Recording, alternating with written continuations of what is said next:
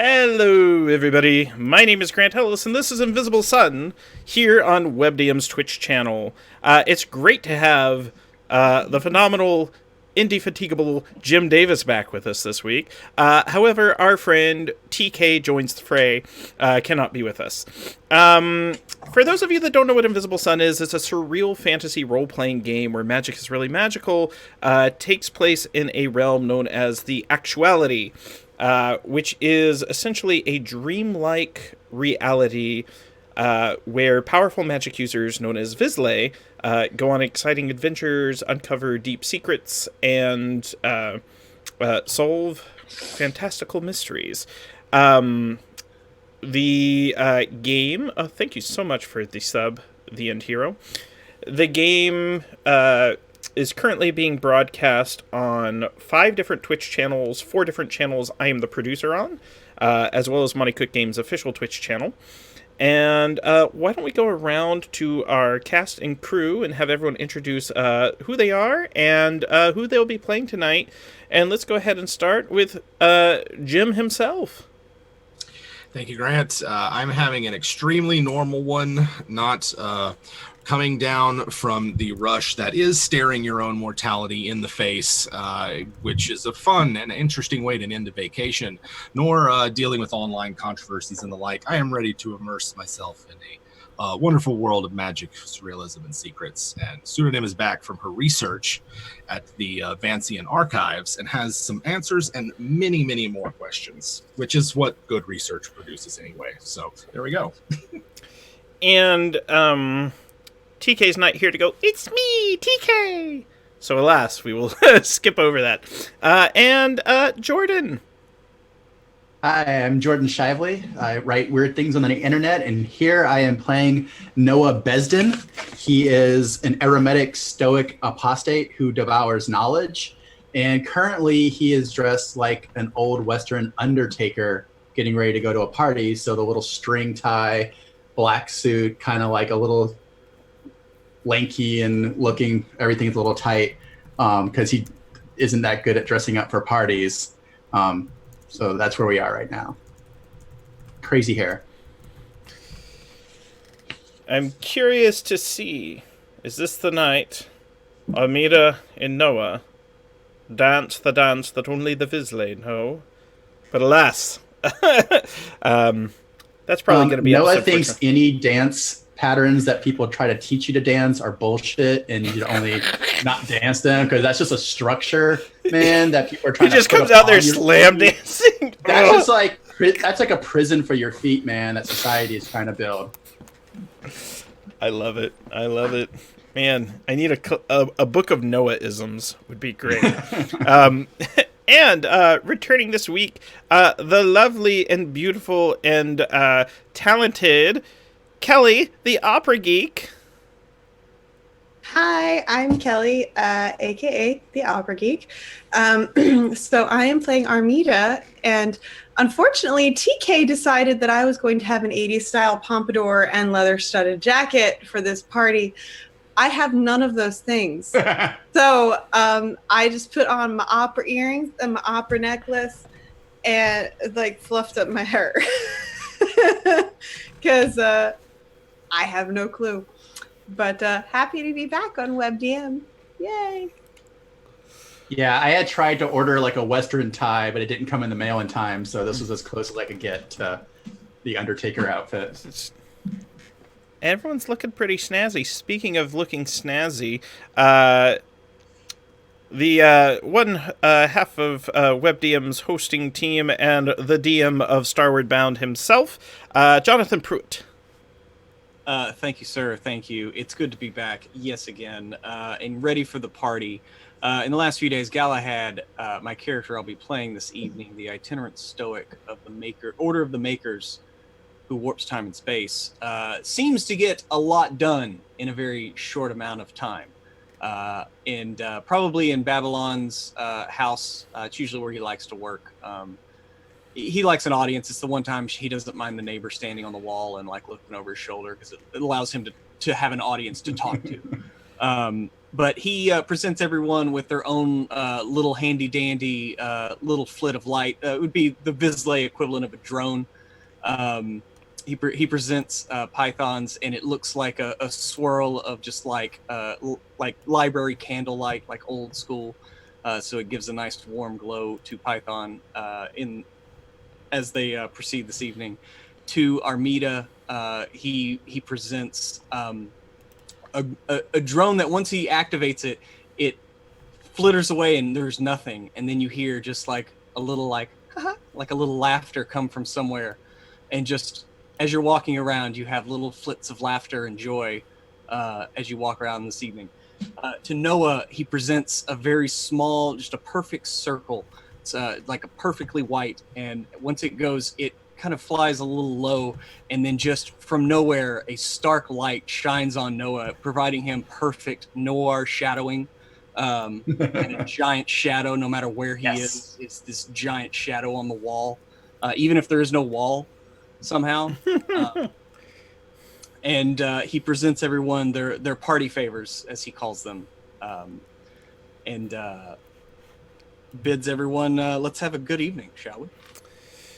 And let's talk about a little bit what happened on the last episode. I'm not sure if anyone actually... to advise chat, the Invisible Sun vids are on the WebDames Play YouTube. There are, I think, the first 2 or 3 episodes. This is episode 5 today. But I can make sure that you get those. I've seen them going up. And start at the start. And then, definitely hit us up during the show. We'll make sure you get caught up to speed. And the nice thing about this show, audience, is since each episode is very self-contained, there may be a cliffhanger one day, but the goal of the game is to keep each session somewhat self-contained. Complete with a summary. So, let's talk a little bit about what happened last week. And then we will reintroduce Pseudonym Python, Jim's character, back to the party. And Python is free to share whatever they feel comfortable sharing with about what they've learned. So who would like to give a brief recap of what happened last week? Just kind of just the slugline bullet points, not too much detail. What were the main beats? So some dudes like tried to roll up on TK and really push her around. And so we went and talked to the Gerent and we're like, you need to back off. And kind of worked a little something out. And I learned that the Gerent's husband is falling to the same corruption that I am. And that was our plot line. What was the other? We went to a bookstore with a blind mouse, and Noah and Armida may have gotten invited, unbeknownst to them, onto a swingers date. But remains to be seen. By a woman who apparently found them both very attractive. Yeah. And she emitted like mist, lavender smoke. Lavender smoke, yeah, out of her body different times. And Noah is still pursuing the thread of Vance plagiarism of spells, going after certain books, and also kind of just following Armida in her quest to find out about her past, which is someone at the party is supposed to have. It was Armida's like old mentor, supposedly, right? Indeed. Charles Abernathy, who, if you watch some of the other shows that are part of the same campaign, Charles Abernathy has shown up a couple times. And the person who invited us to the party was Isabel Nora. Isabel Nora. I'm going to get a picture of her up on the screen for everybody. Good old cool. Isabel. She's hip. She is a tall, striking individual. So for our audience at home, we will put Isabel up on the screen. Then, after accepting the offer to go to the party, our party will have a choice now to talk about some of the things they want to do in preparation. But before we get there, let's set a scene. Is there any scene Pseudonym Python would like with any of the characters or all of them discussing the thing she has discovered? Perhaps you guys are meeting at Cafe Bar or Zero's, talking, and then we can advance to the party. I definitely think there a scene where we are discussing what we learned, at least when Pseudonym was last around.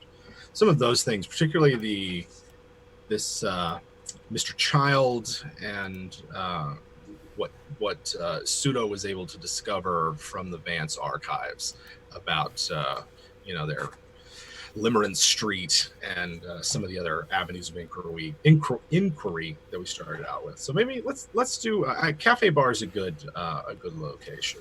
So you're meeting Avenues of inquiry. I like it. Yeah. Do you want to be there in the evening or the daytime?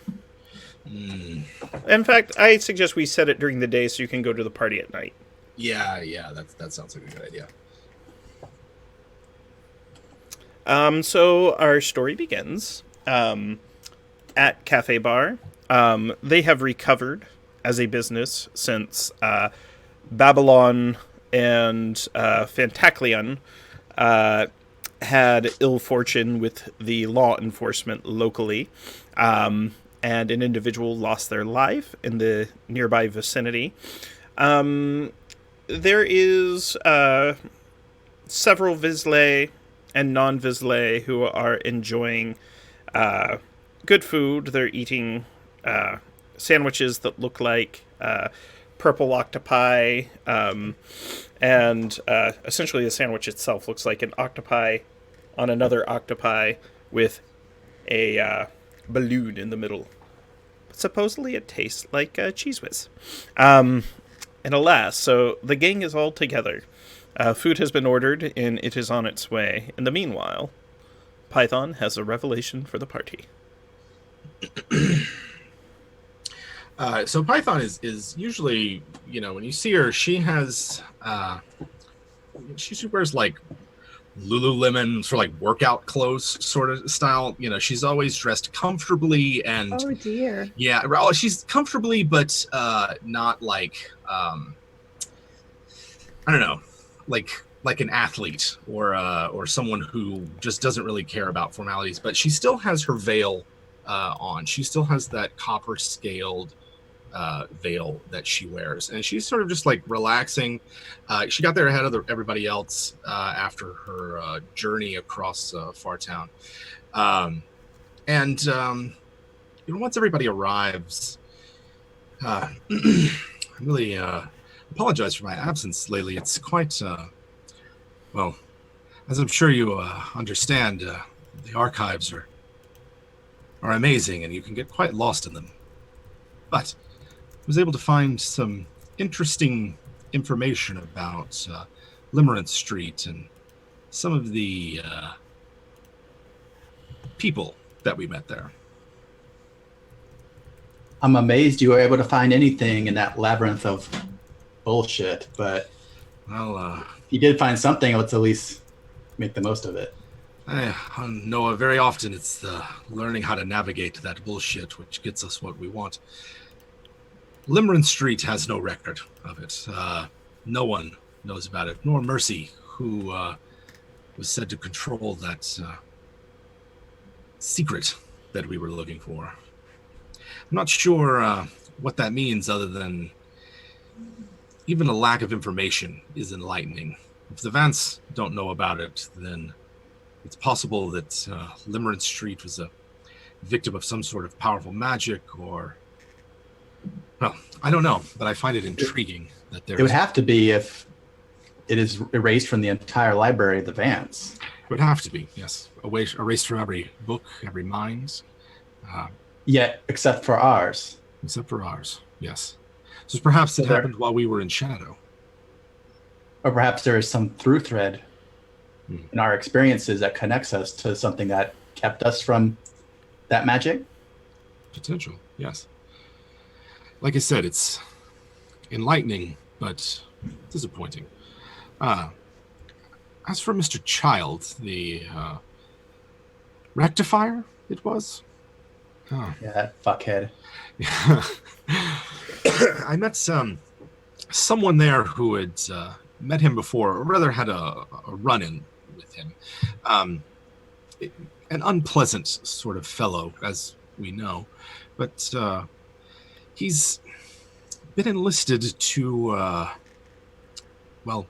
enlisted to deal with you, gal. I'm sorry, you're going to have to repeat that. Deal with me? What do you mean, deal with me? Do you know who the Church, or what the Church of Midnight is? Church of Midnight. Church of Midnight. Someone in the cafe has heard someone utter Church of Midnight, and they kind of look over puzzlingly and just kind of looks away. Yeah, and this isn't like... It's obviously not a spy. It's not a hitman or anything. They're just like, oh no. Just hearing that muttered. Noah sees that person and kind of like takes a book out of his jacket and over the hot tea that he just brought, kind of starts shaving the book into the tea, kind of giving them like this, no, look, keep looking. And then he drinks the tea from the shaved books. Perhaps a more private setting to go into detail, but nevertheless, gal, someone has it out for you. And we should be careful if we see him again. Well, we all have our enemies, and perhaps Babylon, if she'd ever... I don't. No? Yeah, I'm afraid, Armida, that you do. Armida, someone took your memories. There's that, and there's the secret. That person is definitely right. that person is definitely your enemy. Yeah, and that neighbor across the street, she fucking hates you. Yes. I know you don't think that, but This is why we're friends, Armida. And Chad. And Chad. I heard Chad say he hated you. That's why I don't like him. But I was only nice to him. I gave him cookies. Exactly. Fuck yeah, that he guy. hates cookies. What the hell, Chad? Yeah, I'm not going to go over and lift weights with him anymore.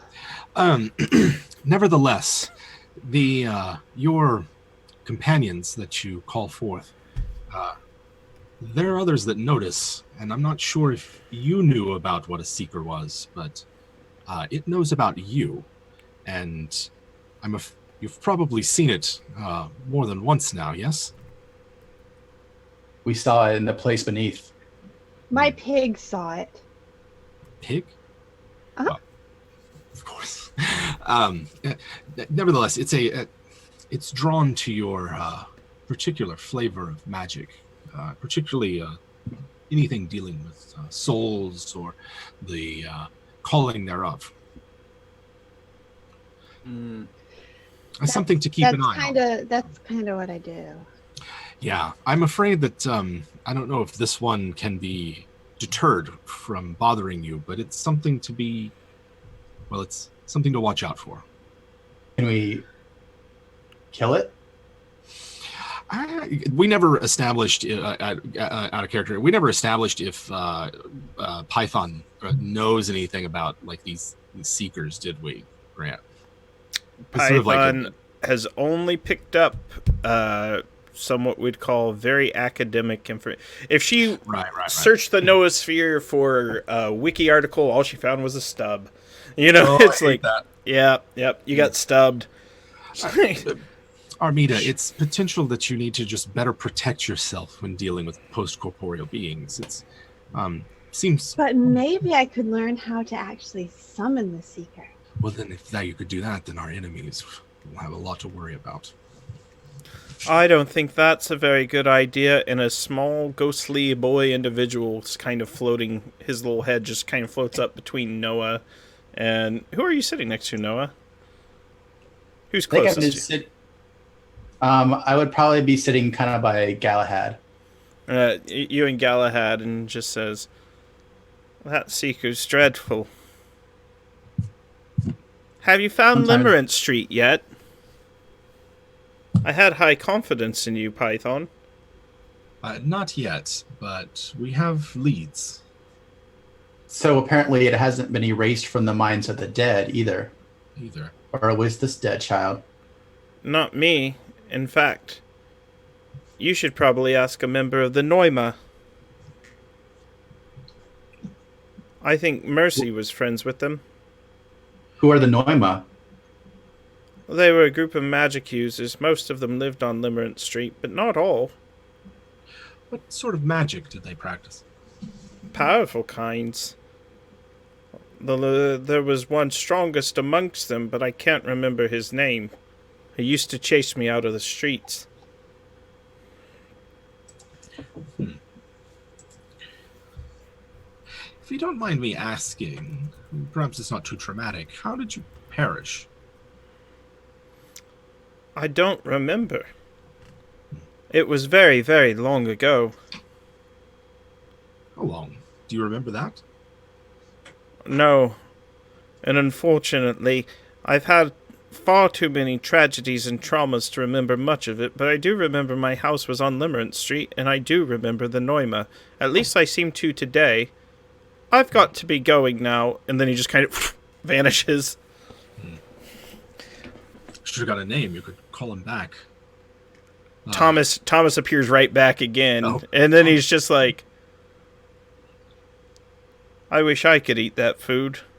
He's looking directly into the cup of tea with the book shavings, so he kind of looks up at Noah, then back down at it.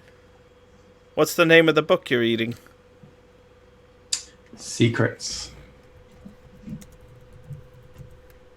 DM, just a question. Mm-hmm. Weren't Noah and I told by what's-her-face that there was never a Limerence Street? You were told by a number of people there was never a limit street. Because to them there isn't. Yeah. It's been erased out of reality for everyone but us. No, I understand, but after that many people tell her, Armida might just be like, okay. Just believes them. Yeah. And Thomas explains, he goes, there may be other Pneuma in town. There were many of them, and Survived? most of them are gone. They left with the street, obviously. Well, thank you, Thomas. I'll be going. to the party. There's a party? Yeah. Oh, I'm not dressed for a party. Unfortunately. But there is a dress waiting for you at your home, Python. It was brought by Unresting Fire from the Neon Life campaign. Oh, Wistron sent it over. I shall send them a thank you card then. Wistron. Oh, yes. Wistron will be at the party. Oh, is this that party? Yes. Never mind. I'll get dressed then. And Pseudo will, finish her drink and, leave her tip and, bid her friends adieu. Oh dear, what does a tip look like? I know, maybe it's actuality? like Orbs. It's good emotions. It's like the first word of a sentence. It's like the first word of a secret sentence. It's a really good tipper leaves 20% of a sentence. Yes. So after Python leaves, Armida and Noah got dressed by Babylon before she got pulled back into shadow, and will unfortunately miss the party. But Armida has been kind of not paying attention to the entire conversation and just kind of playing with something she's got just under the table and kind of looking around and messing with something under the table and then looking around, and then she's, Noah. Yeah. So we got invited to the party together, right? Yeah, I'm a little worried about that part of it, but yeah, it seems like we are. So I made you this, and she hands over a corsage. It kind of like you would pick up like a specimen bug. I heard this is what you do when you go to parties with people.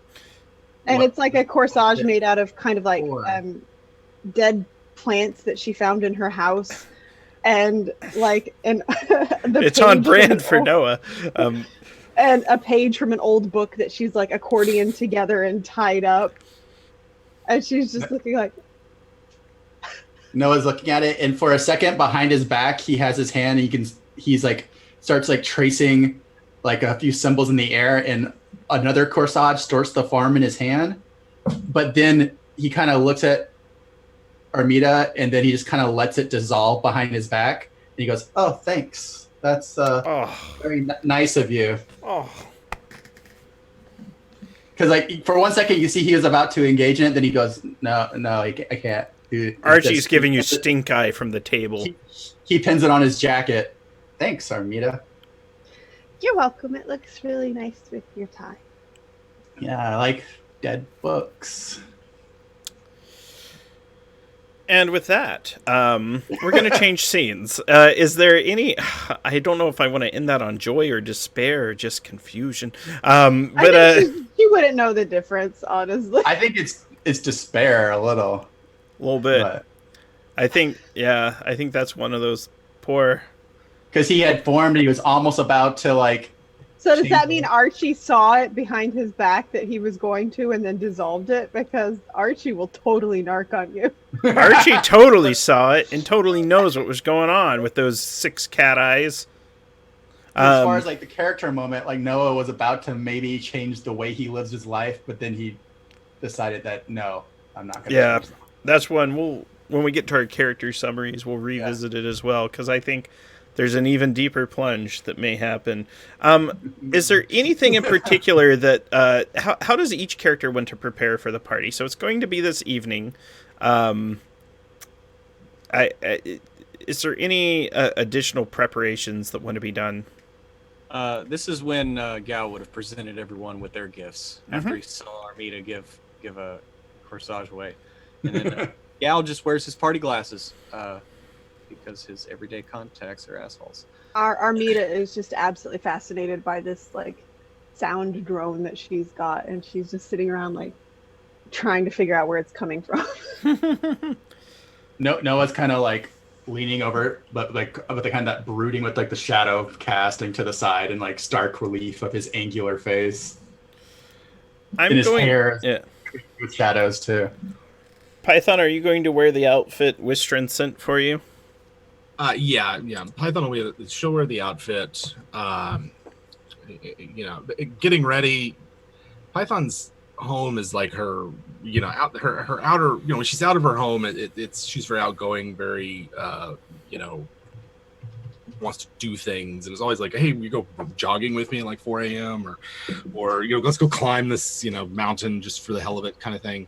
A lot of like spur of the moment stuff. In her inside is like a hobbit hole, right? The inside of her home. It's cozy and warm and close, and there's books everywhere, and there's always like a sweater if you get chilly on the couch next to you, that kind of thing. And so she just sort of like goes into that portion of the home. The kitchen's near the mouth, right? Her house sits on the side of its head, so you sort of like enter in through its eye, and then go down here is the kitchen. So she like, makes herself some lunch, curls up in a nook near the teeth, and just sort of like enjoys the overgrown garden that is the front yard of her house. Now, I have played one card already, and for the audience in Invisible Sun, you start every session with a play of a card from the Sooth deck, and I'm going to bring you to the Sooth deck scene. Essentially, our characters are walking the path of suns, and the nature of magic itself changes throughout the session. Anytime a story event happens, or someone takes wounds, or we travel to a new location, we play a card from the Sooth deck. And right now, the card that we have played is Monarch, and this will replace any other cards. So this is a sovereign card, and I believe this is good. So I'm going to double check what it is. I wrote some notes here in a Google Doc just to keep track of them. I should probably put them on a post-it note. A sovereign means everyone gets +1 on all actions, +2 if your heart is linked. So each character has a heart, which is their core of their foundation. And in this case, it's going to be notions, cats, clocks, and wind. So if you are tied to cats, you are going to get +2 on all of your actions. +1 if it's not linked. Yeah. That's a cool ass card too. There we go. I love the artwork. And I kind of had to take the cat's card. yeah. So we begin now, and this party, you come to a building. It's kind of a squat tower. It's just like sort of this round, almost like a circular building. And this is the residence of Isabel Nora, who is the party host.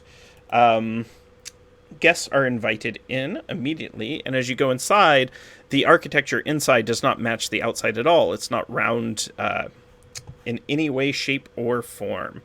And let me bring Isabel back up. And essentially,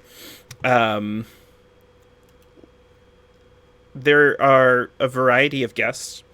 I would say there's about 20 or so people. Great music is playing. Isabel sees you come in. She's like, "My lovelies, my darlings. Welcome, welcome. Enjoy yourself. Try the cupcakes. I had them made special." And she kind of gives a wink at Noah, then an awkward wink at Armida, trying not let either see that she's winking at both. Because they're both cute. And then, yeah, she sees Galahad. Like, close her eyes completely and just hope that the other, like, Noah's over here and Armida's over here. She's like closing her eyes and hoping it looks like a wink to both of them. Yeah, and she sees. Let me put her on the screen for the audience. She sees Galahad, and she's like, "Galahad, I have not seen you in an age," and she hasn't. She hasn't seen you since before you left into shadow. You're looking well. And to you, my lady. and I'll be a good boy and give her a kiss on the back of the hand. As you kiss her on the back of the hand, you're starting to have flashes again, memories, and it's just like when you encountered the ghost. And very clearly, you see Isabel in your memories. There was a connection to Isabel. You don't know if you had a relationship with her. You don't know if you served with her in the war. You're not too sure, but there is something about her where you feel an extremely strong connection. And just as quickly as it came, and all those emotions filled you for what felt like an hour. In reality, it was less than a second. And she goes, well, come in, enjoy yourselves, try the cupcakes, and of course there is plenty of alcohol. And with that, she winks at Python, because it looks like Python could use a drink. And then she goes back to mingling. What does the party do? Galahad will try to regain his composure, but he might have a few seconds there just kind of staring for a split second and comprehending what just occurred. But he will then try to be his chipper self and begin moving into the party, looking for someone to schmooze with. Noah kind of gives Galahad a weird look and picks up 2 drinks and hands one to Armida, more just so he has something to do with his hands. You know, when you first walk into a party, it's always kind of awkward because there's all these little knots of people, so he wants to have something that he can pretend like he's doing when he's looking around. So we should probably ask Isabel about Charles Abernathy. I like to think that Armida would try to toast with Noah, and Noah wouldn't even notice and not toast with her. Like he hands it to you, but kind of like he actually doesn't look at you as he hands it to you. So he does that kind of that hand, but then he's already turning around to look away. So like your toast like almost like hits his back shoulder. So, probably a good idea. I don't know if Archie would be riding my shoulder. If Archie's got to be with me. He's got to be with me, right? Grant, you play Archie. Archie is there, 100%, and Archie's he's kind of moving around your legs. He seems really awkward. He goes, "I want to try some of those cupcakes." I don't think I really don't think those are for cat.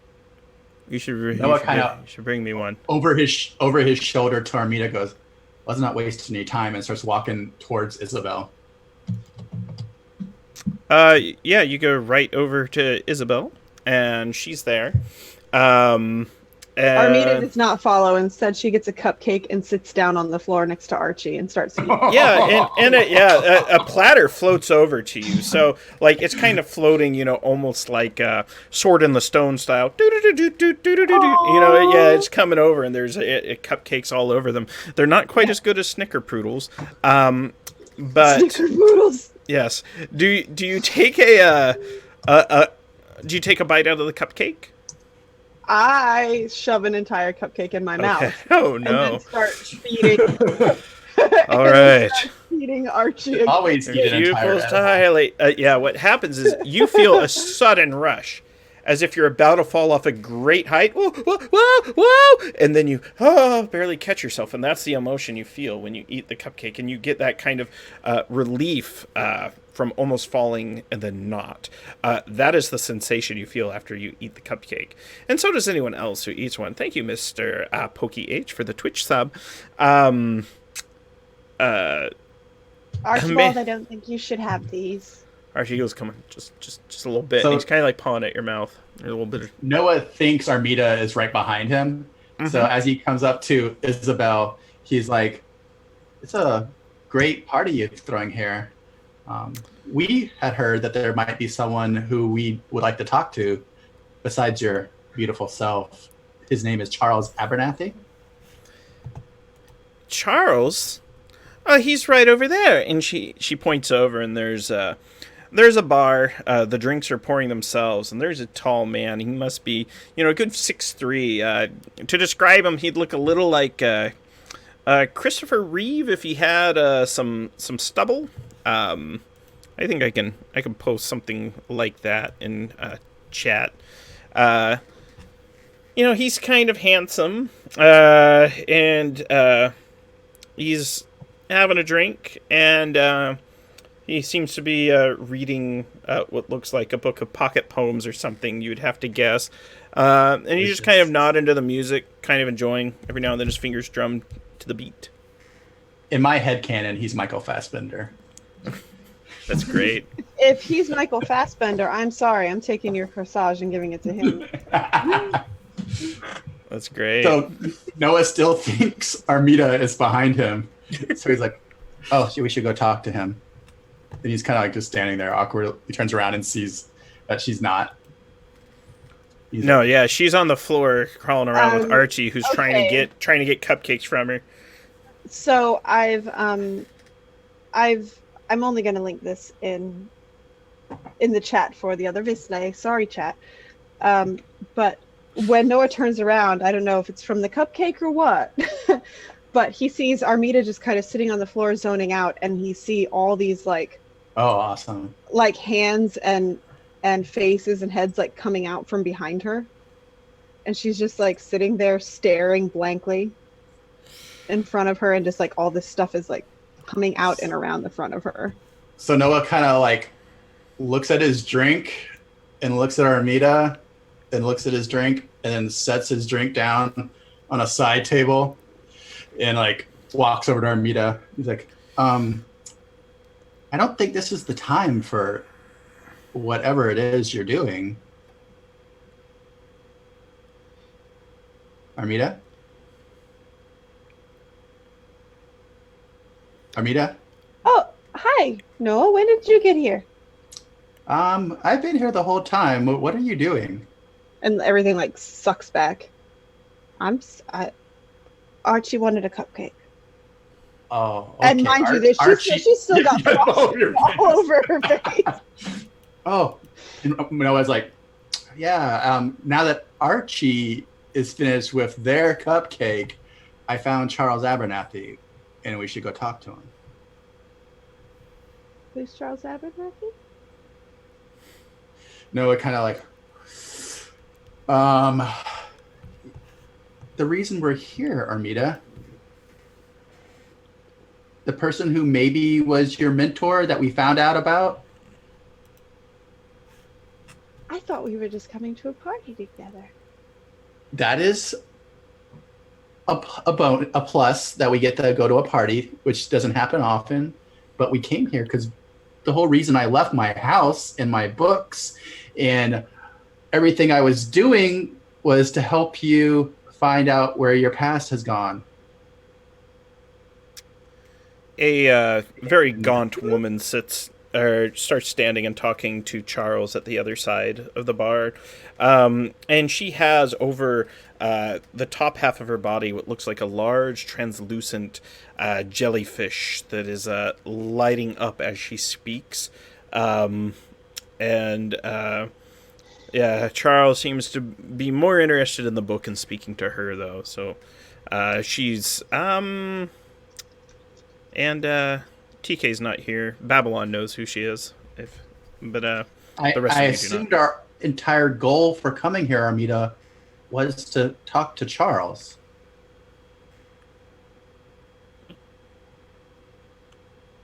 Okay. I will go talk to him if you don't want to. No, it's fine. You should really try these cupcakes. I am on a secrets and death of the universe diet only. Archie's kind of pushing your legs, trying to headbutt you and get you to move away from Armida. Me? Yeah. He's trying to scoot you away. I'm like, Archie's mad. Mad at no. Do you remember the puffins? Looks up at you. It kind of backs away sheepishly, little sad cat eyes, his ears droop, and he nods. And there I go. All right. And so she downs her drink. Whatever, God knows what Grant's going to have in that drink at this point, if the cupcakes were that bad. Oh, God. Drinks are great. You're getting tipsy. Let's cut to Python and Galahad.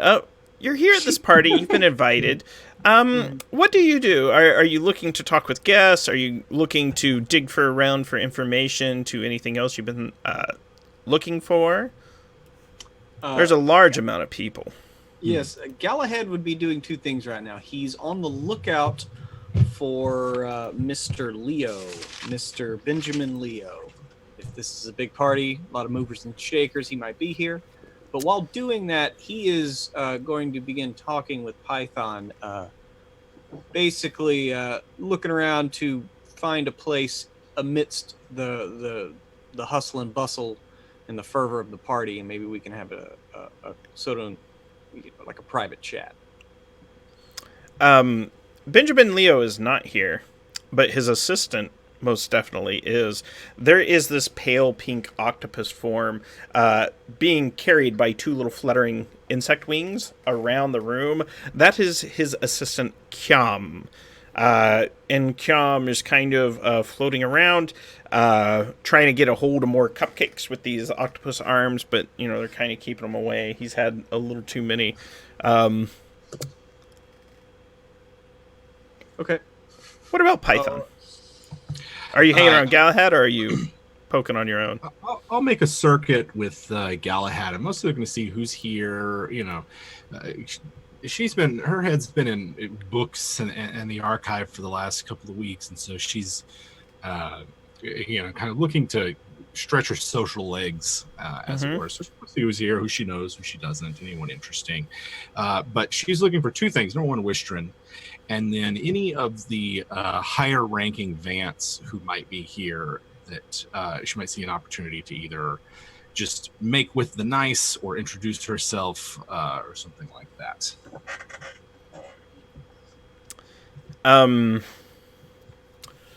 So you do not see a single Vance, and you most definitely do not see Wistron.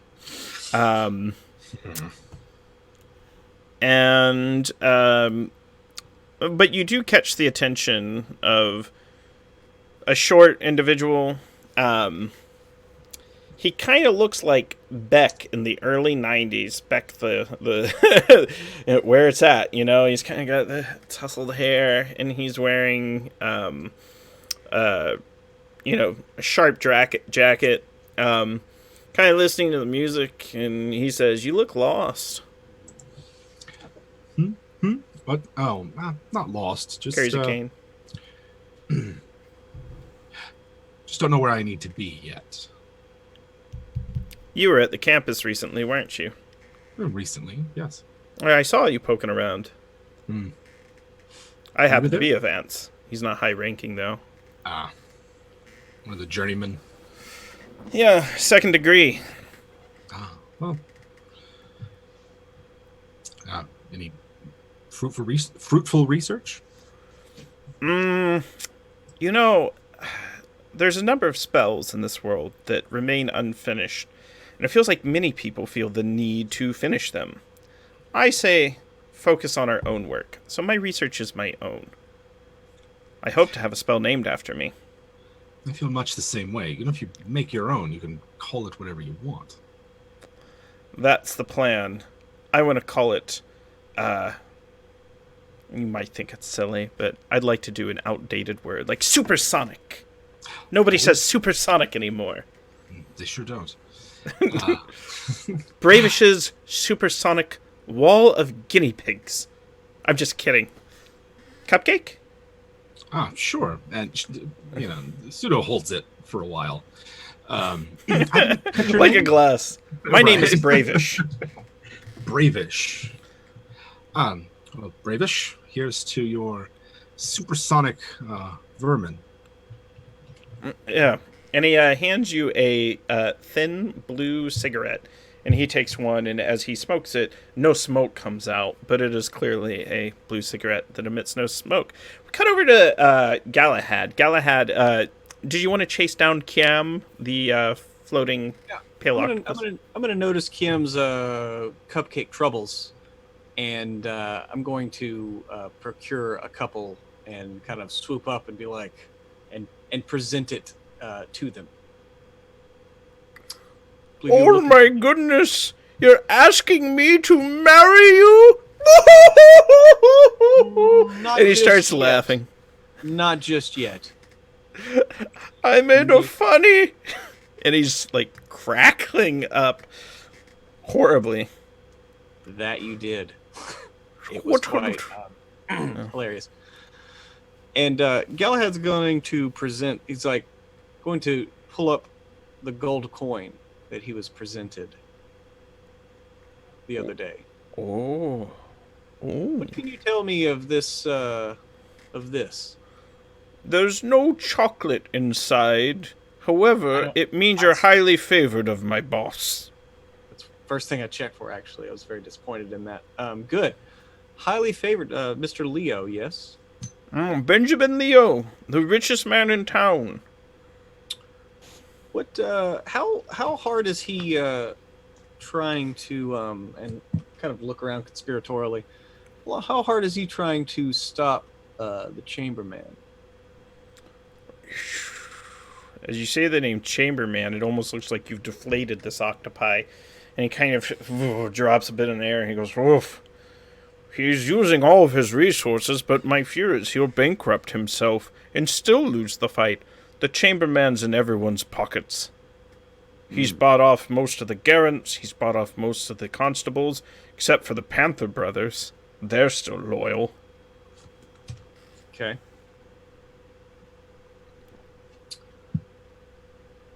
Do you know how many of these coins went out? 7, I think. They're very expensive to craft. Mm. Order the makers themselves. You look All like right. one yourself. You've got a smart eye. 3 of them, and he spins around. He's got 2 in the front and then 1 in the back that's kind of like larger. Ooh. Nobody We're gonna ever cut says to, something. yeah. Right after that, let's cut to Noah and Armida. Okay, so we just Yeah, you've gone over to Charles. Yeah, we're walking towards Charles. Yes. He's there.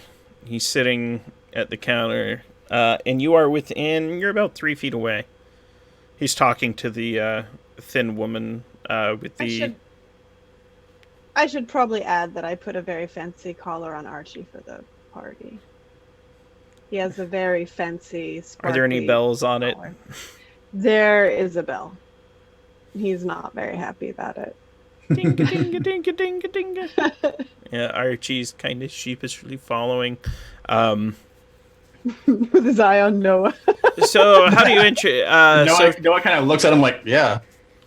Charles was only half interested, and he seems. You can tell the expression that he's giving the individual talking to him that he's really more interested in the literature he has than the conversation. And you can actually audibly hear him say, he's like, "Have you no good stories from Shadow? It really is a happening place." And with that, you've arrived. And she just So shakes her Armida head. will hear him say that as she walks up, and she goes, "Nope, mine are all gone." He turns and he looks, and when he sees you, he literally looks like he's seen a ghost. He like drops his drink, it shatters. You're like, Oh, Armida! that's sad. What? Hi. "You're back," he says, and he stands up, I and he's am? quite tall and imposing. You're pretty tall too yourself. He's a little taller than you. You've grown. I did? You did. Oh, Who's your good. friend? Reaches out his hand to Archie. shake And Noah's he picks hand. up. Instead, I pick up Archie and I hold Archie out. Archie. Oh. Yeah, and he turns to the cat, goes to shake the cat hand, and Archie like drops his paws and kind of looks at Noah. Noah goes, like gives Archie permission. Starts batting at Charles' hands. Ah! This is Archie. What's your name? Charles Abernathy, formerly of the Goetics, but I kind of walked I'm away. a Goetic. That you are. I trained you. Was that a joke? Was she joking? Kind of turns to Noah. So that is why we're here. Someone has stolen her memories, and we were told that you might have a key to that, having been that you trained her. I know we got the name of the person who stole the memories. It was, Delacroix. Chanson Delacroix. We 4 were cats in a told trench that- coat. Yes, We're 2 told that cats it in a was- trench coat. someone by the name of Chanson Delacroix, and that you might have a lead on who that was. Chanson Delacroix. I do. Works at the collection of the Burning Principality. 2 angels, 10 books there with him. I hear they're going to knock down that library soon. The Chamberman's buying it. Why would he have stolen Armida's memories? Well, they must have been valuable. Armida? Hmm? Well, you wouldn't remember. She obviously had something very valuable in her memories. When did you last go to your father's house? Noah kind of goes, ooh. Kind of like, Who? Your father. she doesn't remember anything. This is Noah. Who's her father? He's my friend. Her father was a well-known Vizsla, Alistar. He's still around, I think. I haven't seen him up in Fartown in quite some Alistar. time. Does he have a last name? He wasn't prone to share it. Ah. So, kind of, as she's sort of listening to this What conversation, type of magic did he do? Was he a Vance? No. He didn't believe in a church. His Ah. wife was that? a My dad's maker. a- He was an apostate. So he sounds like a smart guy. So he's an apostate. He was the smartest guy. In fact, he's the one person who inspired me to kind of strike it up on my own and just simply perform a little research on my own. We're gonna It's the cut. only way to do research. So over right by. before you cut away, though, Mhm. like if Noah looks at Armida, it's like it took her a second to catch up, but she's just kind of realized that she has apparently got family here, none of whom have bothered to look for her, and she's just like collapsing slowly. Noah kind of reaches out and puts his hand under like one of her like elbows, kind of like a steadying thing. So we cut the camera over by Galahad and Python. So Python's talking with Bravish. Galahad was talking to Kiam. Sort of in between you, almost equidistant. There is a shout.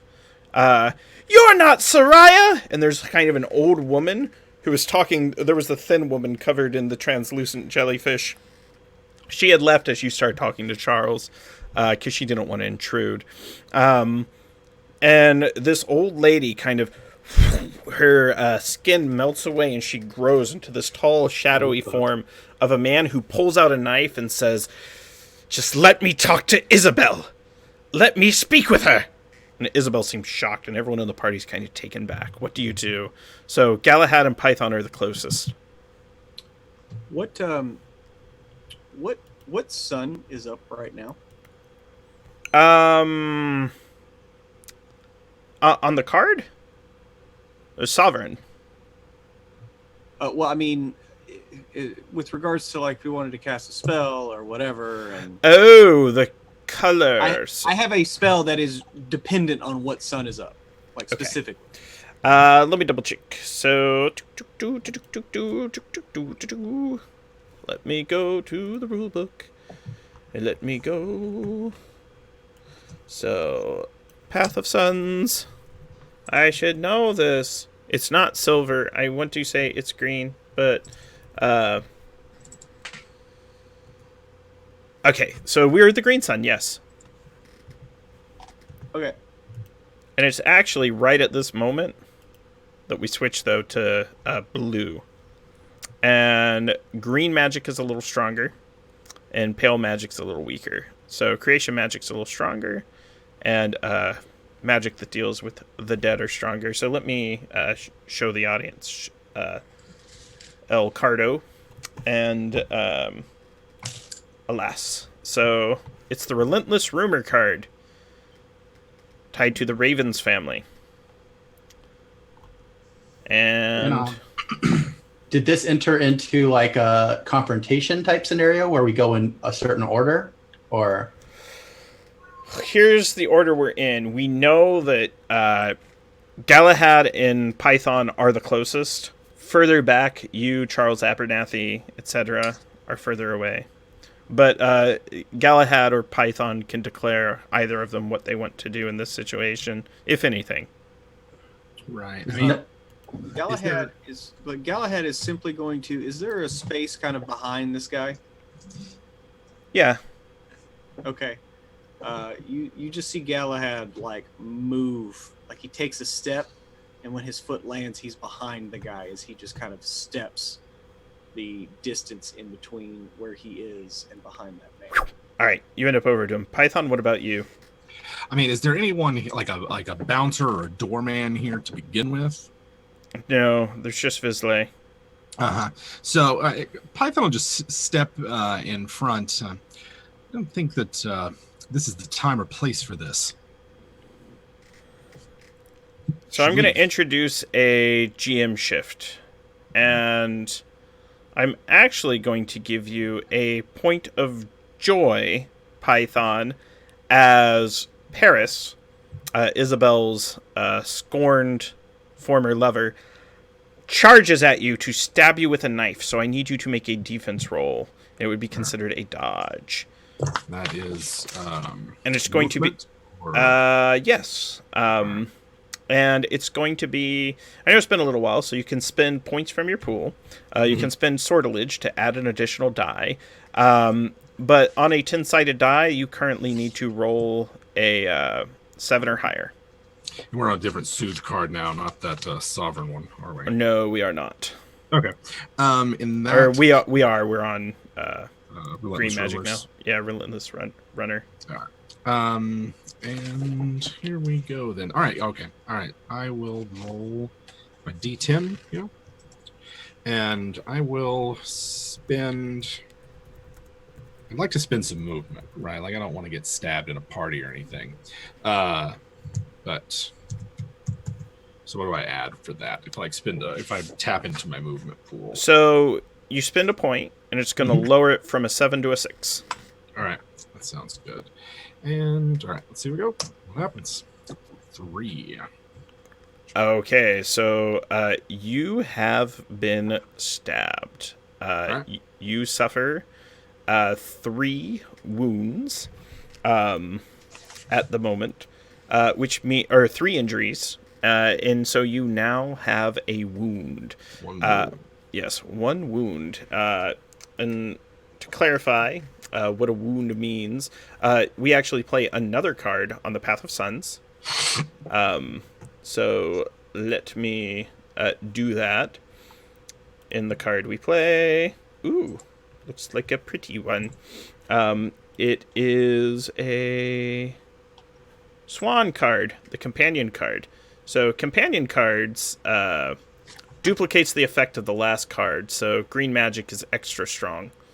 And so that is the card that is played. For those of you that want to see that beautiful artwork, there's that little swan.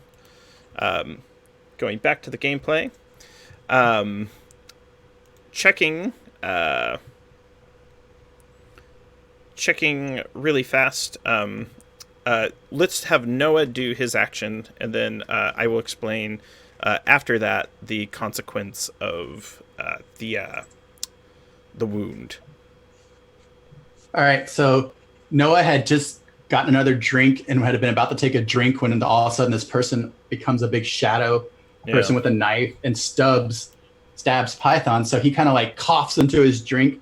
He kind of just like drops it on the table and looks like he goes to his jacket, but the pocket like moves around. And so he just kind of like was going to try to grab something out of his pocket, but the pocket moved away from his hand. So instead he reaches out with his other hand and just in front of him, out of his hand, like starts all these traceries of black shadows. And then in front of it, almost like it's being like projected, is a page from a book. And it's a page from one of those books that he consumed in Sorsha's library. And he is going to be using the gallows brings unjust justice to itself. But when he does it, behind him, the book starts to disintegrate and like streak behind him in like strands of black thread, and it goes into the air behind him, and the air behind him splits, and out of it steps like this kind of like lurching figure with a robe, and it comes up behind Noah and kind of like covers him, and then almost like it's controlling Noah's hands. And then from Noah's hands, threads shoot up into the air and around, and then down onto the person, wrapping them up kind of like in this cocoon, almost marionette style, hoisting them up into the air. Nice. And then, what was the name of this incantation again? Just the name of it? It was The Gallows Bring Unjust Justice. Yes. It's level 7 plus 1 die. Yeah. And then just the technical parts of it is they suffer 1 wound and cannot take an action. Yeah, you totally have them. Does Armida do anything? Or at this point, Galahad, you can go if she does not. So is this person effectively out of commission, or would I not know that? They look like they're being held in a cocoon of like all these black tracery glistening threads that go up into the sky and then come back down and attach to the figure that is like enshrouding Noah. Like you still see like the head. Yeah, it's all still there. Yeah. All right. So But yeah, they're Armida, obviously in a cocoon. Armida is sad. Armida is very sad because many bad things have just come to her realization. And as she gets sad, those same things start coming up out from behind her, just all these hands and faces. And she, from around the back of her head, she looks up at the thing that has the cocoon, and using Crown of Chains, 2 chains are going to shoot out, one through each shoulder of the person, and like pin them up to the ceiling, like straight through the cocoon.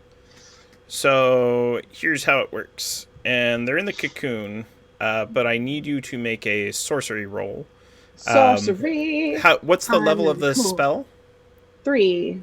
Okay, so you subtract 3 points from your sorcery pool, and then it actually makes this task 3 points easier to do. And right now, so just go ahead and roll a sorcery die. What you got? 3. You got them, because they're being held. And you can go ahead and describe the effects of the spell. Mind you, it looks pretty creepy because she's doing the, whited out eyes thing because she's very upset. And so the way that spell works, I conjure a crown made of woven chain links that cannot be removed from my head until the spell depletes. As an action, I can use the chains to extend from the crown to do one of 4 things. Attack, grasp, wrap, or attempt to grasp something and hold them fast to me. So I'm assuming that flavor-wise, this is kind of an attack thing, to shoot the chains through the cocoon and pin them to the ceiling, which incidentally is also the first time any of you, especially Noah, would have seen her do something aggressive. So yeah, she looks a little creepy at the moment with hands, faces, and chains. Awesome. It's metal as fuck. I know, right?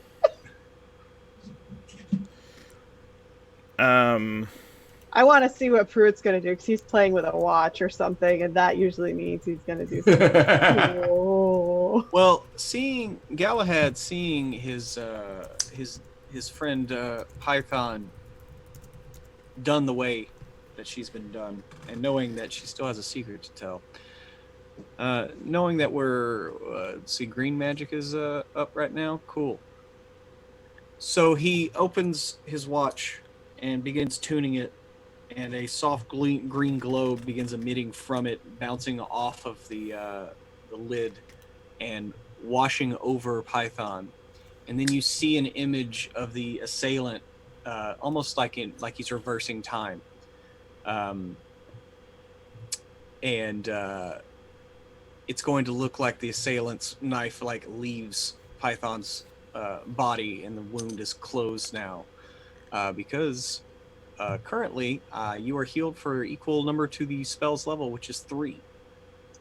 So casting Chromatic Strike, I'm going to call it Chromatic Beam because that sounds cool. But yeah, I want to do that, and depending on the sun, that's what happens. Okay. So the sun right now, we're on the blue sun. Oh crap! Well then, don't do that. Okay. Sorry, I heard green earlier. Yeah, we had moved from green to blue. Oh. In fact, we might have even moved. Let me double check. We've moved from green to blue. We're actually on Indigo now. Well, then he's going to point that same thing at the now pinned and chained assailant. And what this does now is, if the target is disguised magically or otherwise, the disguise is ruined. So it will reveal this target's true nature. Yes, Inside of cocoon, inside of chains. Yeah, you can kind of see through chain, cocoon. You can see that he is a bitter, scorned lover, and he's just coming across as weak, impotent, and shallow, and jealous. And now everyone knows your true face.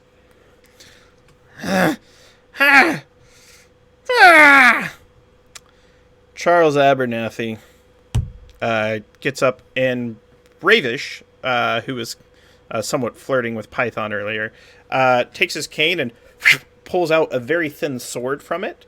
And he says, now that he's subdued, why doesn't someone round up some constables? Kind of glances over at Charles, who nods, claps twice, and two enforcer angels appear. And with burning hands, they grab the cocooned guy. And they, Charles says, Noah, my friend, could you release him so that he might be taken before the Garant? Noah releases the spell, and the shrouded figure that had been like enrobing him leaves like with like a kind of a spectral caress to the side of his face, and it goes back into the slit in the air, and that closes up. And then Noah is like on his knees coughing like bits of burnt pages of books onto the ground, and then he kind of like stands up. Armida has not let go of her chains. Playing another soothe card as we come out of that scene, and this she one has no intention, apparently, or that you can tell, of letting go of her chains. they're getting longer and longer as the angel drags them, but you've got them. So notions, cats, clocks, and winds, the adept card. Yep, I'm cats and clocks. So Noah kind of staggers over to where Armida is doing her chain thing. He's like, "You need to let him go now." Adept means we play yet another card. So now we are on the Dangerous Elixir card. Notions, cats, clocks, and wind. Wow. You got him, oh, Armida. it's Archie! Oh, it is Archie. Hi! I love the pattern on the cat's back. Yeah, That's my boy. it's great. It is then... Armida, you did it. Like, you can let him go now. And it's when she hears Noah talking to her, she kind of tilts her head and her eyes pop back down, and just the chains drop from the person, and they just kind of start slowly retracting, like they're coming back around. And now that he's close to her, he can see that they're actually sunk into her head. Noah's also keeping an eye that Charles Abernathy doesn't leave without. No, he doesn't at all. He takes a bite out of a cupcake. Oh, crap. He offers one. Offers one to Noah too. He goes, "Cupcake." Noah kind of holds the cupcake awkwardly, but he is like it was like, I forget the guy's name again. Sorry, the one who stole her. Chanson memories. Delacroix. Chanson Yeah, Delacroix. So you know where we can find Chanson Delacroix? Yeah, he's at the collection of the Burning Principality. That's where he works. Okay. Sorry, Is that that the kind place of. you hate, Noah? Yes, I mean, like many collections of If, Noah places hates that- everything, but he hates that place especially. If you would rather not have a cupcake, perhaps I could tempt you with. And he pulls out a book. And the book reads My Last Visit to Shadow by Charles Abernathy. looks delicious. He just kind of slides it and hands it to you. Gives you a pat on the shoulder. And and he's making his way back over. Isabel seems absolutely kind of struck by a trio: Noah, Armida, and Galahad. And yeah, she's just kind of like, will someone see if she's okay? She says, and she checks to see if anyone runs over to Python, because Python was stabbed. It's Python. Python's always okay. Isn't she? A few individuals. Bravish goes over, and Bravish pulls out. He pulls out a handkerchief. He flicks it in his hand, and it turns into a radiant flame. And then he turns it around, and it turns into a snowball. And then he closes his fist, and a pale orange light begins to radiate around his hand. And he looks at Python and says, "May I?" Yeah. Touches the wound. Yeah, go ahead. Mm-hmm. She'll present the wound and just sort of, this is not how I thought we would end the evening, but do get on with it. Party's just starting, he Lock says. And he treats your wound, and your wound is healed. He speaks some words, and he goes, "That was one of my own creations. Bravish's Healing Hands." Kind of a cheesy name, but it's a working title. Sure. Been shopping around, optioning it. This lover of yours, and Python will talk to Isabel. Is this the first time he's attacked you? I have not seen him in some time. He's an absolute jerk. What would drive him to do such a thing? Either he believes he loves me, or he wants to control and possess. It's a horrible thing, don't you think? For sure. It seems odd that he would come in the middle of a party, but perhaps he was driven mad with his need to control. Well, he has been drinking. You could smell it on his breath, couldn't you? Yes. Well, I mean, we all have. Still. She, and Python sort of think about it. For her, it seems an odd thing to come to a party to attack someone with so many witnesses and the like, but maybe that was the point. Looks as though it's handled, though. The constables will take care of it. Aye, they will. So, what can you tell me about your friends? Armida's eating another cupcake.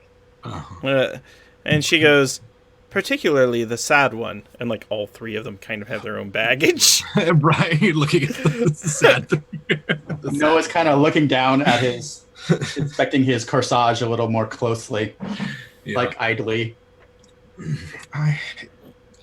I know that Armida's a sweet sort, but something terrible must have happened to her. She seems a little absent-minded. Noah is a driven and I think talented magician, but seems to chafe at boundaries which he could use to channel his energies. But I hope he does well, nevertheless. Galahad is a long friend of mine. Something eats away at him, but I don't know what. You can tell, though, if you spend time with him, he's just... It's like he's lost something of himself. I think his time in shadow was... He doesn't speak of it much. I believe he has an issue with the corruption. I think so, yes. Something... some sort of affliction. I'm afraid I've been away for a while, and I've not had a chance to catch up with my friends. You're Vance, aren't you? Indeed. I can tell you speak quite well. Thank you. And yourself? Me, I barely achieved the second degree just, 2 months ago. My real passion is in athletics.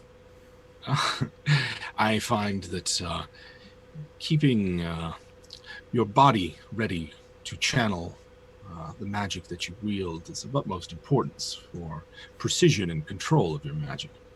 Also makes it much easier to dance, she says. And now we cut the camera. I'm curious what everyone else at the party is doing right now.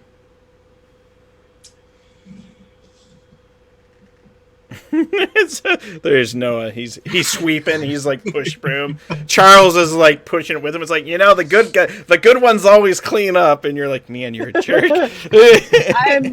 So Armida is slowly nibbling a cupcake, and every once in a while she's passing up a crumb to Archie, who's sitting on her shoulder. She's just kind of staring forward because the evening has not gone as she was hoping it would. She thought it would be fun. It has not been fun. Noah is kind of leaning on one of those tall circular cocktail tables, kind of with a very like lazy, like demeanor, but he's kind of like absent-mindedly looking at his corsage and then kind of lost in thought. And then Galahad, as he's reading, there's something apparently written on the paper that the corsage was made from. And Galahad will come up to Noah and kind of give him a bit of an elbow and like nod over towards Armida and be like, you should ask her to dance. It would do her a world of good. It might spark a memory, you never know. I think we're well on our way to doing that without buying into all this crap. Armida will begin dancing with Archie. Yep, too late. and Archie's not next to you. Kiam, the octopi, has him and is floating him around the room. And Archie's like, yes, I have returned to flight. I have taken off again. The sup with camel. And he's just I was feeding him and he just abandoned me. Like, even my cat has abandoned me. Oh my God. But Noah does, as he's looking at like his boutonniere, he kind of like rolls his eyes at Galahad. He kind of shoves off the table and walks over to Armida, and like he's forming like from the burnt pages that he had vomited earlier. He kind of forms another corsage, but it's like all the little burnt flecks of paper are held like almost like vomit corsage. Noah, really? No, it's the pieces of paper that he vomited. So they're just like burnt flecks of paper. You gave me dead flower. You gave me dead plants in paper. So it's like a perfect black flower that's made out of the burnt ashes of the pages of the book. And he goes, "You can have this. Thought you might like it." Thank you, Noah. This She'll kind of take it and just like stare at it. It's very nice of you. Thank you very much. And he kind of like goes, "Yeah, whatever. It's just I thought you might like it." And kind of like looks the other way. Charles comes over and he has a slip of paper that he's written perfect handwriting. He goes, Armida, this is directions and the address of your father's residence. You're free to the estate will remember you and allow you on. However, it might not be as kind to your acquaintances. Well, then I don't want to go. Well, fair enough. If he wanted to me there, he would have looked for me already. Oh, your father's not anywhere near here. He walks the path of suns. Last I heard, he was venturing through the red.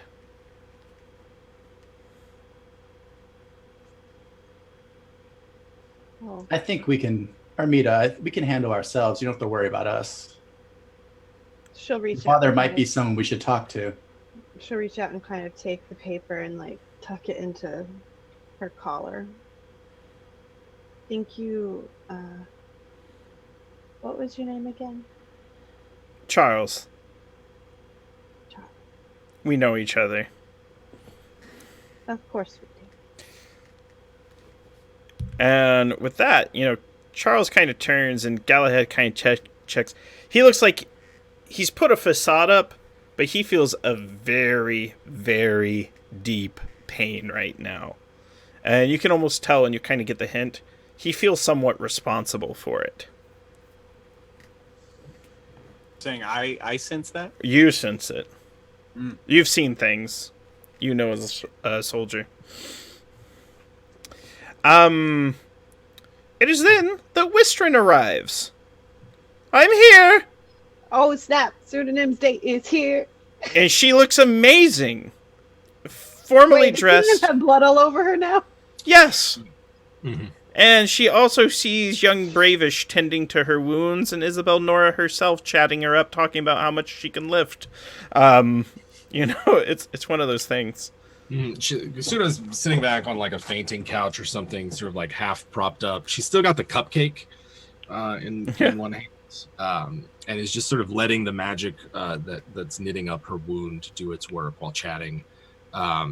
But if she sees Wistrin, Suda will motion for her to come over and join in. Wistrin, it's good to see you. There was an incident earlier, and I'm afraid I'm not up for dancing right now. But perhaps in a moment. She kind of looks around, and she feels completely out of place. And she's like, I'm late, aren't I? It's fine. There's no such thing as late to a party as long as it's still going. You can tell she's not sure if she accepts that as truth, but she's willing to bite here. She's like, drinks? A drink would be lovely. Right. And bottles of liquor float over.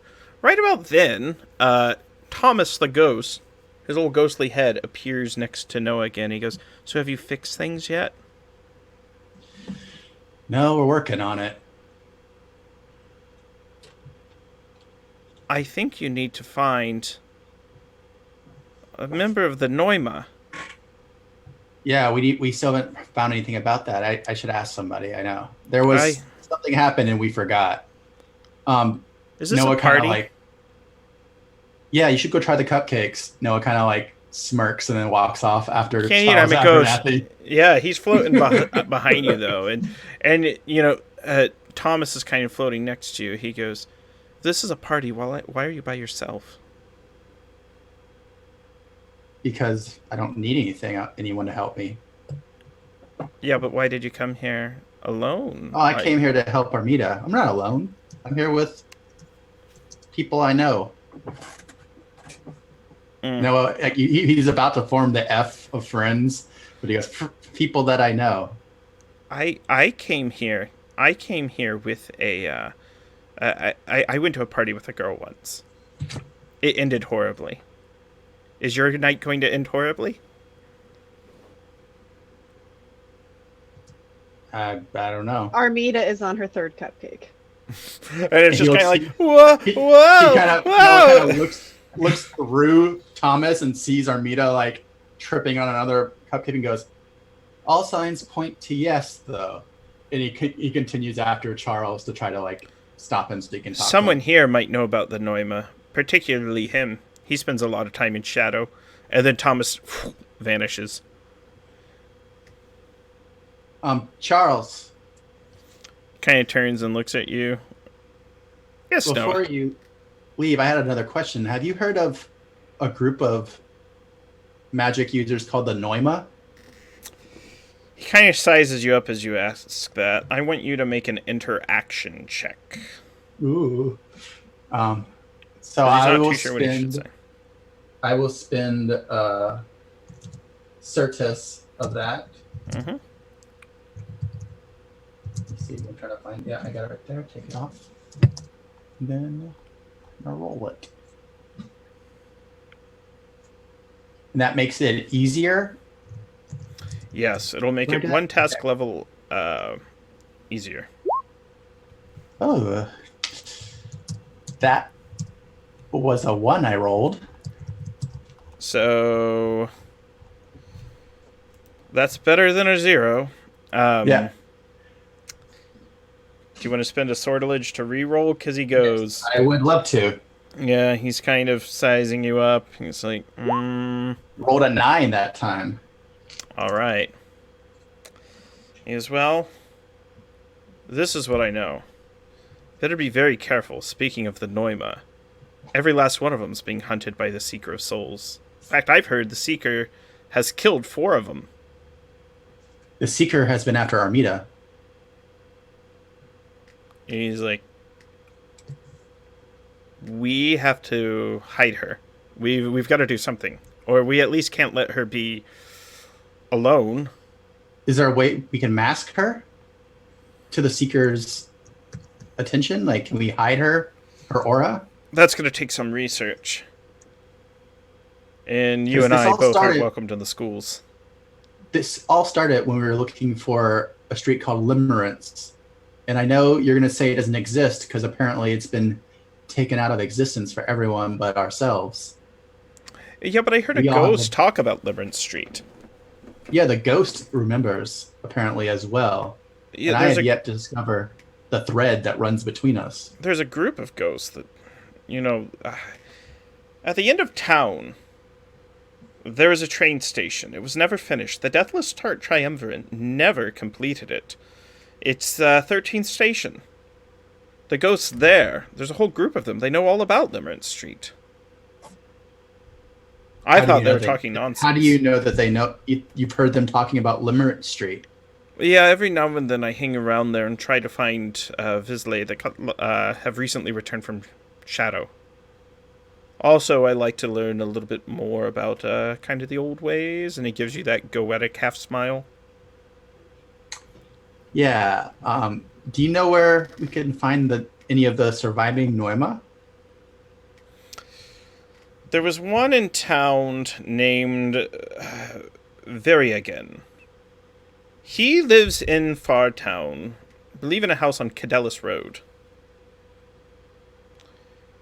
Cadellis Road. Noah's like writing in a book with one hand without even looking at it.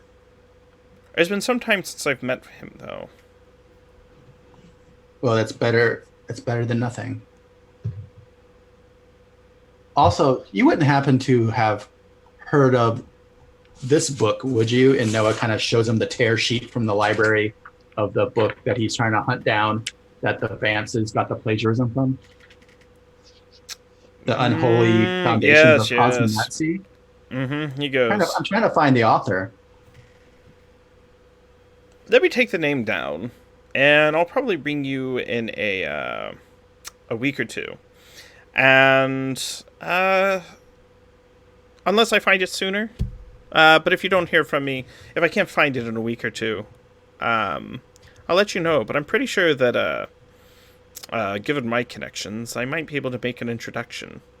He probably frequents one of the local book clubs in town, or she does. It's hard to tell. Good. Well, thank you for your time, Charles. Anytime, Noah. You are always welcome. And please keep an eye on Armida for me. That's the only reason I'm here. Fourth cupcake. Yeah, the rest of the party, not much else happens. I'm curious, as we essentially move from this sort of moment-to-moment mode, narratively, how does each Visley spend the rest of their evening? Let's start with Galahad. Galahad, making sure that Python is okay. He's going to engage in various partying, dancing about. At some point, he is going to ask Python to dance. And while dancing, he wants to chat with her about the rectifier.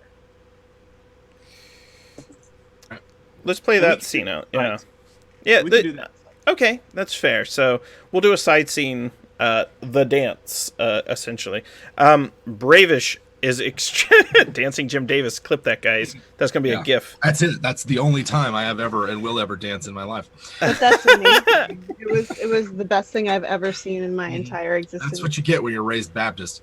Oh, snap. So, Wistrin, Pseudo will, Wistrin, you should dance Rubbish. I need to go speak with Galahad for a while, but when I come back, I'm all yours. Unless you would prefer to we all dance together, in which case that would be a Bravish wonderful- says, Mhm. kind of takes a bite out of a cupcake and kind of moves around, and he goes, right. Bravish asks Armida to dance. What a wonderful idea. Remind me what this person looks like again. Well, he's much shorter than you. He's like Mark Hamill height. But he's quite handsome. You know, he's kind of mid-30s. Leo DiCaprio meets. Yeah, he's like kind Beck. of. Yeah, Like yeah. Beck. Yeah. Oh, yeah. He's the Beck one. Leo DiCaprio's the other guy. But yeah, he's kind of Beck. So he's kind of this hipster. If I say I don't know what Beck looks like, am I going to be crucified? No, not at all. It's been a little while since he was been Okay. hip. So I'll send you a picture. Little Sam Rockwell-ish. Oh, okay. Okay, that I can do. So, but he's shorter than me. So she's going to kind of. Looks like Sam Rockwell. So she's going to kind of look down and be like, "Hello." Hey, you care to dance? I've never danced before. Oh, you really should try it. You look like you'd be a natural. Make an interaction check if you choose to dance. Oh, good. D10. 3. That's not bad. That's not bad. As you sort of begin to dance and you sort of begin to sway, you start to have visions. You remember being a young After girl. 4 cupcakes, I'd hope so. Yes. You remember being a younger girl, and you remember dancing with your family. You remember attending parties when you were a younger lady. You remember attending parties here in this house before it belonged to Isabel Nora. And yeah, you're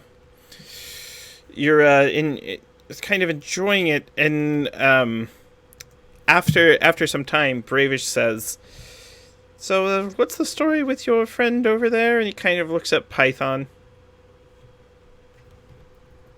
Python? Yeah. What do you mean? What's her story? She's Python. Right, everyone has a story, though. You have a story, he has a story, she has a story, She's and I have a story. I could tell. She's swole. She is. She's Python.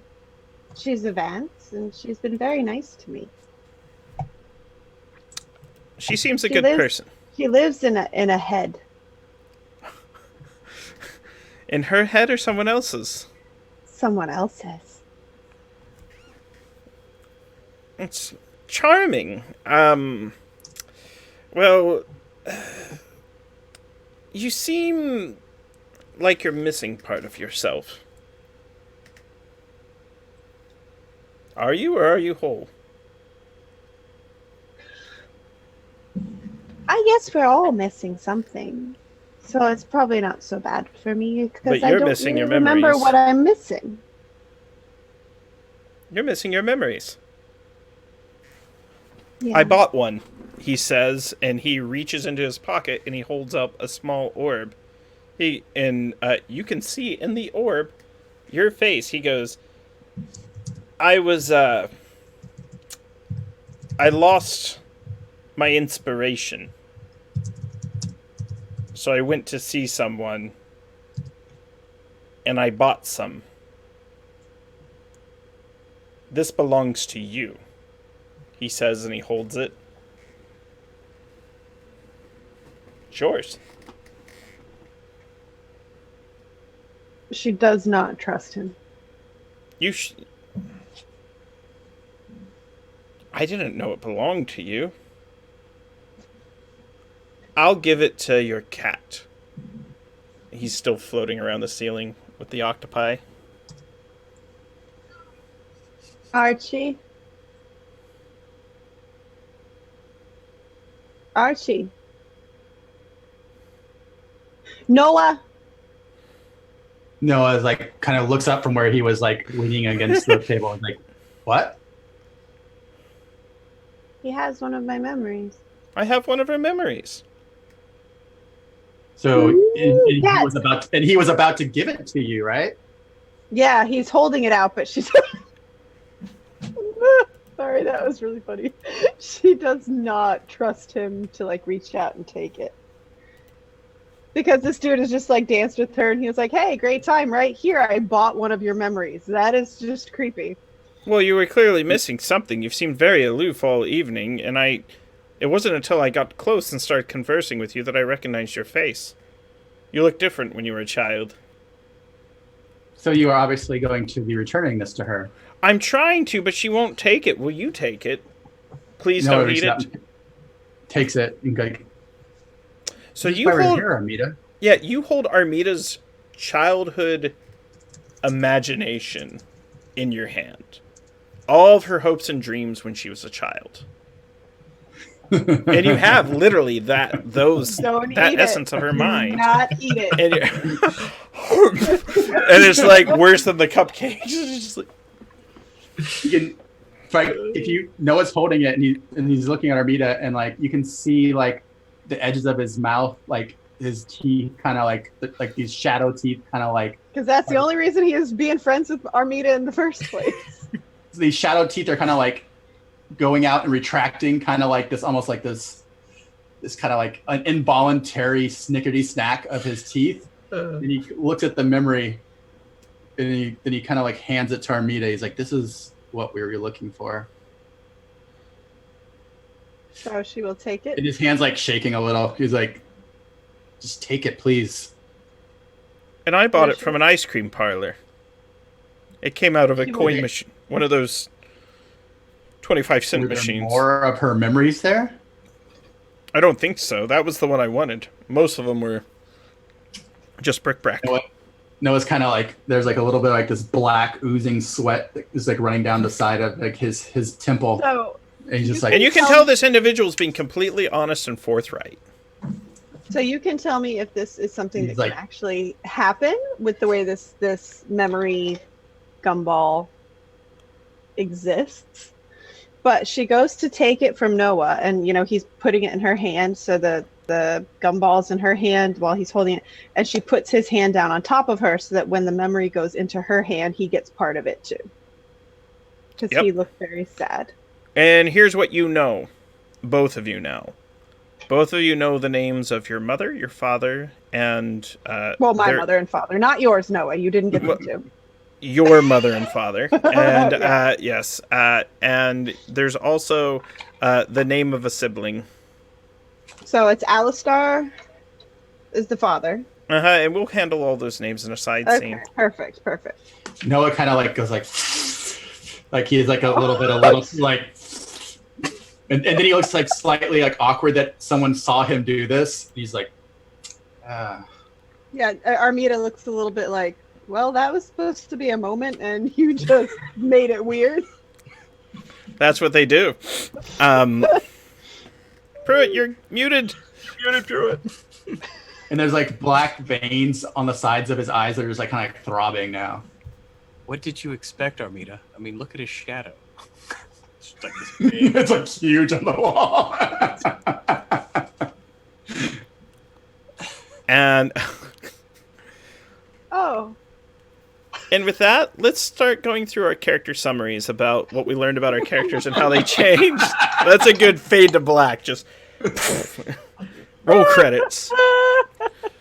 oh man, poor TK is gonna be so mad. She's I know. This is a good party. going back. She missed those cupcakes, man.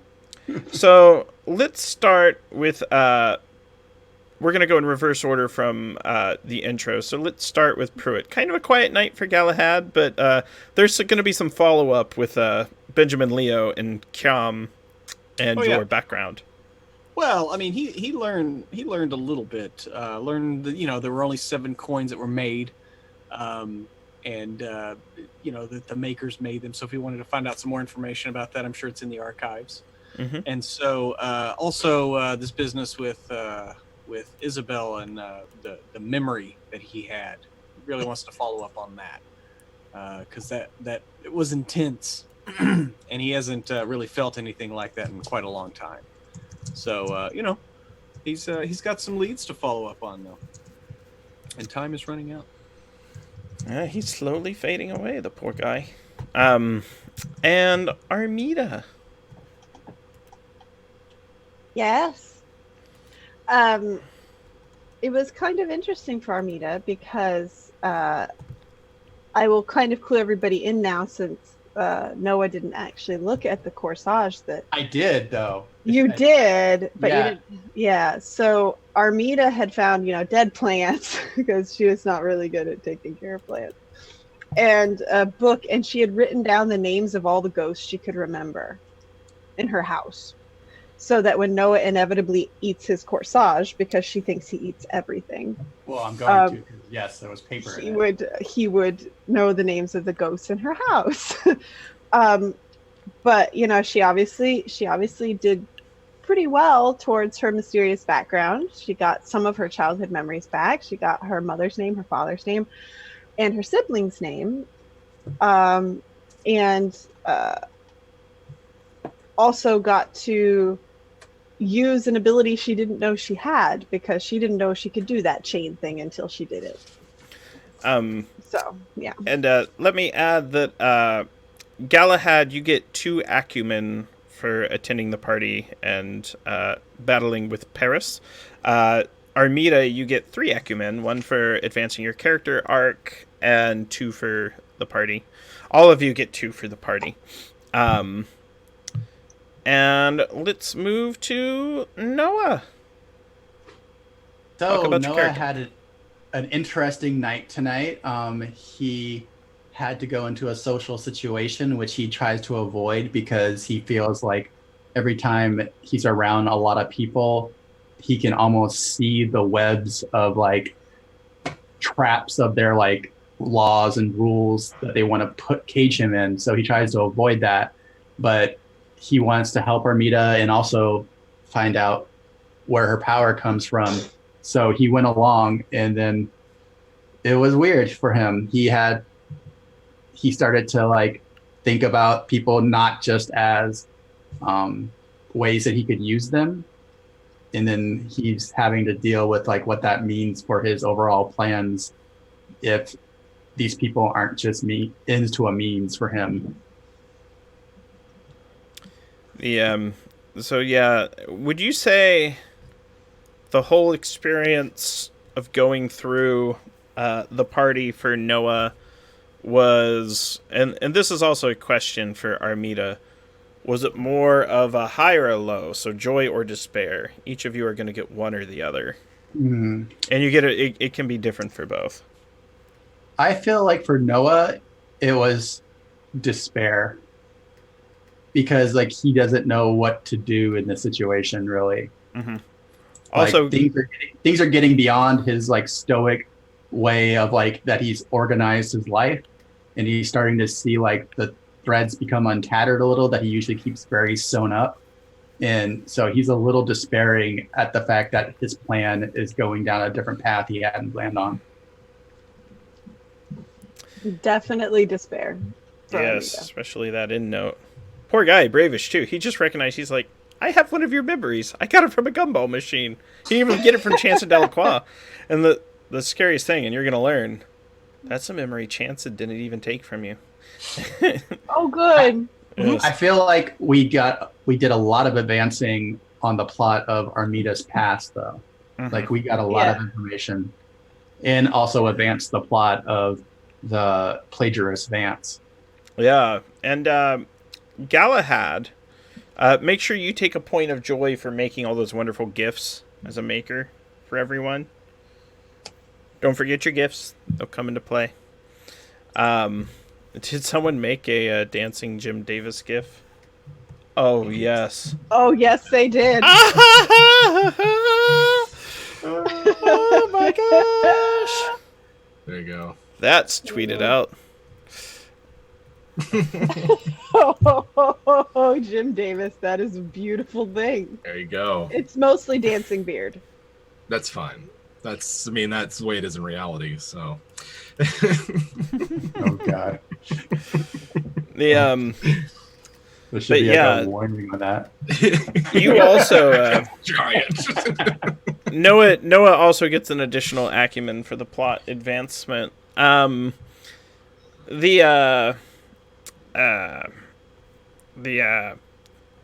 Let's check in with the return of Pseudonym Python. By the way, there will be an opportunity after Dancing with Galahad to also have a side scene with Wistron, who has all the drinks now. Nice. Wistron hates me, right? I thought I found that out. It's a good thing she's drinking and you've kind of like aloof and sneaking around like a sad boy.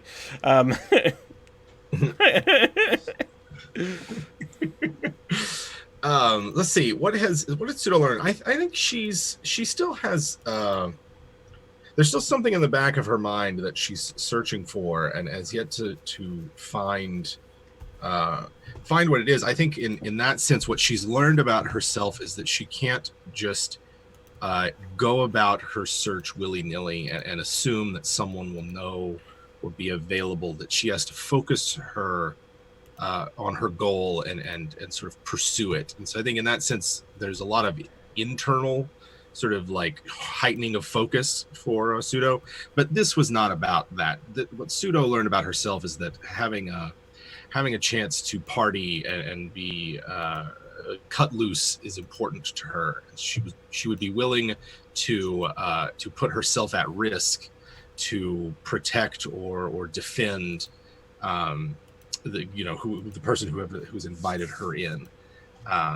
So I think that's what she's learned, that this outlet is good for her. I think she also realized that she's perhaps is more interested in Wistron than she initially thought that she would be, or at the very least interested in seeing what happens. So I think that's where Pseudo is at this moment. Good stuff. I think. What is her character arc? She's looking to overthrow an organization. Which one is to learn? To learn. To learn. Yes. I chose one from her forte instead of foundation. And what is she seeking to learn? Just to confirm. She wants to know more about the serpent, which haunts her dreams. Yes. Wistron's going to be Wistron in a side scene will be able to talk to you a little bit about that. Okay. But at the moment she hasn't voiced any of these. She hasn't approached anyone else about the dream. Right. She hasn't mentioned it to anyone. She just sort of feels like a key without a lock at the moment. All right. Well, that is our session for the night. We've learned some new things. We've learned about an organization known as the Pneuma. We know that there is several that live in town. We know that the Seeker of Souls is killing them and possibly has its eye set on Armida. And so we have a lot of decisions to make how we want to set scenes next time and what we'd like to pursue as a group. And again, Invisible Sun is player driven, so for the audience, the players actually get to choose where they want their scenes to be set. Just as this whole party was optional. They could have told Isabel, go away. And she's not sure which one of you she wants to date, and she's like torn. Do you like me? Circle yes or no. And she sends it to everyone and just turns and goes, I won't answer the mail for weeks. And Noah's over there with his brooding shadows. Yes. And she's just like, the shadows dance. And so I'm Grant Ellis. I'm an independent content creator for tabletop role-playing games with an emphasis on 5th edition D&D and Cypher system. I'm running 4 Invisible Sun campaigns across 4 different channels, this being one. I support all production through my Patreon, patreon.com/GrantREllis. But let's go around and say goodbye to our cast. Jim, take it away. Really appreciate you guys coming out and hanging out with us while we play. I am, of course, one half of WebDM, co-host and the like. We are on YouTube, Twitch, all the other places. If you guys come check us out, if you haven't, and maybe you'll like what we have for you. Other than that, the more I play of this, the more I love it. And I actually saw a cube in the wild this last week. It is a beast, and given You were in my house. It's like, you guys didn't know. It's all right. It's hefty. Kudos to whoever put these cubes together. And I had to carry mine Oh my across God, I downtown thought about that. Indianapolis 2 miles, and I was just like, yeah, this is great. Loving the sort of the setting and discovering more about it. So yeah, very good. And Jordan. Hi, I'm Jordan Shively. I write weird things on the internet. You can find me on the Dread Singles Twitter, which is @HottestSingles. I'm also a half of a podcast called Carrying Into the Void. And I also write for role-playing games like recently The Spire and City of Mist. So you can catch me on paper in those places. And here, every Wednesday. He's a happening guy. I really appreciate him cosplaying. I'm gonna have to start awarding bonus, like take a joy and take a joy for your casual Ty cosplay. should be here by next week. Pruitt, you too. Pruitt, take a joy for cosplaying. Everyone who cosplays, you're gonna get extra stuff. They gave you one. You got one. Yeah, Kelly, I said you as well. She's been drinking. No, Okay. In character. Listen, Yeah. the last drink I had was 5 hours ago. in character, she's been cupcaking. I've been drinking water. Okay. In character, she's been cupcaking. That's the new fad. Speaking. All these kids, they're cup and caking. They're cupping and they're caking and they're hipping and they're hopping. Kelly, where can we find you online? Hi, I am Kelly at the Opera Geek. As the name would suggest, I sing opera and I'm a geek. You can usually find me on Wednesdays. First from 2 to 5 as Greyhawk's singiest bard, Brelinda, on Mordenkainen's Path of the Plains, with an absolutely lovely cast and a great DM who is absolutely not trying to kill us by putting Vecna in the middle of Barovia. At all. That's my believing face. So you can check out my Twitter, which has links to my website for any upcoming appearances. It's always super cool to me when I get a tweet saying at a concert that somebody who watches my D&D streams is in the audience. That's really, really fun. Just as a second plug, you can go to, we now have a Twitter page at Terror Muffins for our October fundraiser to help fund a charity that helps women escape from domestic violence. So you can go purchase stickers, mugs, shirts, whatever else, and the money will go to a local charity to help women out of that situation. And we're here playing the apparently memory-challenged Armida on Wednesday nights on WebDM, which is absolutely lovely because this cast is amazing and I love them, love them, love them.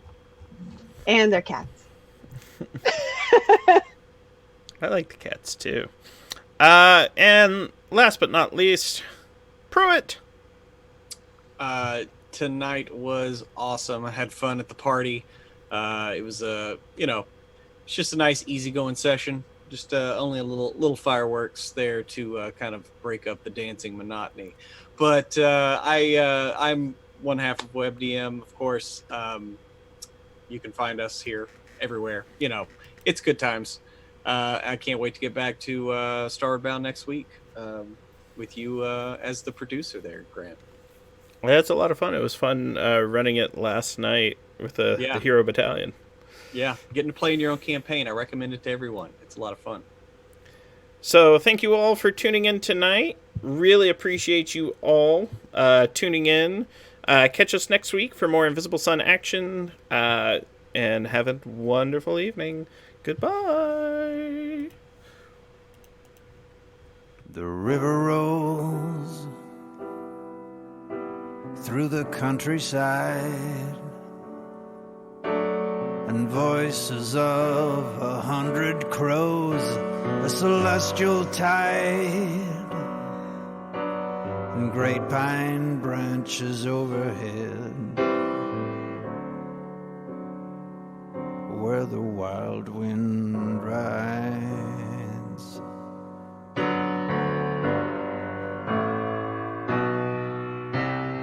All things rule here, campaigns of a lost year, and dungeons dark and waves of light.